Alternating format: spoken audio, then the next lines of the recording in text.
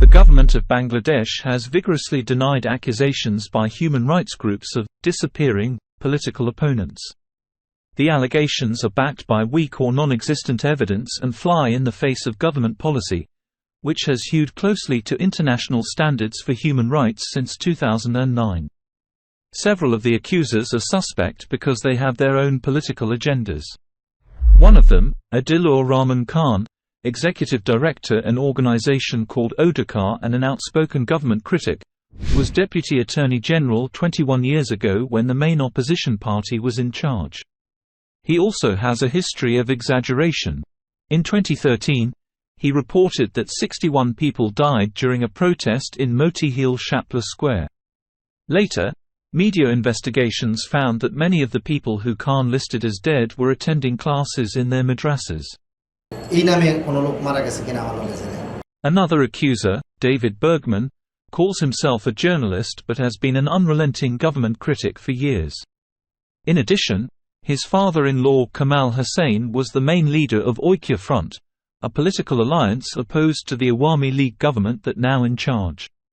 Saeeda Rizwana Hassan, chief executive of the anti-government Bangladesh Environmental Lawyers Association, also has an ancestral reason to complain.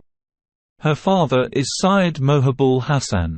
Mohabul Hassan, who was State Minister for Labour and Manpower in the cabinet of military dictator General Zia Rahman, the founder of BNP, the main political rival of the Awami League.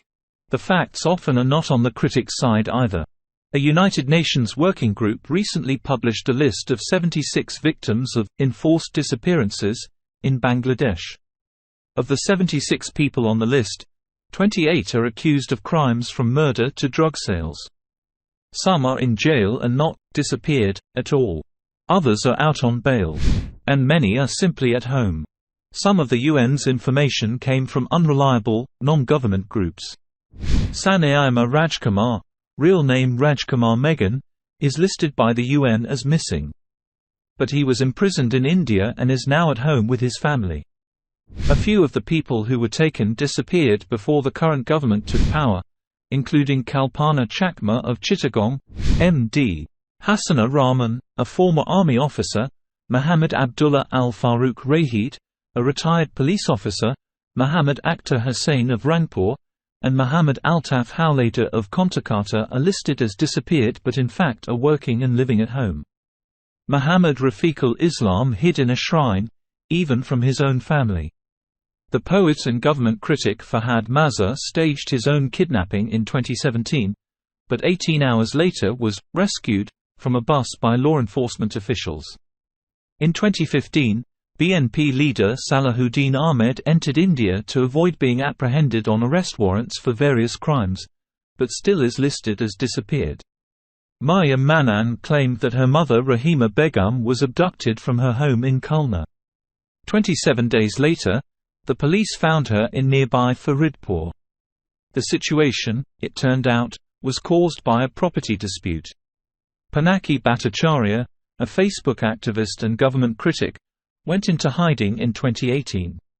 But after 6 days he admitted he was in hiding by changing his Facebook status. Abu Taha Muhammad Adnan, an Islamic lecturer, was declared missing by his family last year, but after 8 days he was found in his wife's house in Gaibandha. Adnan admitted that he hid to avoid family turmoil. The list goes on. The UN claims dozens have been disappeared. A closer look suggests it is not so straightforward.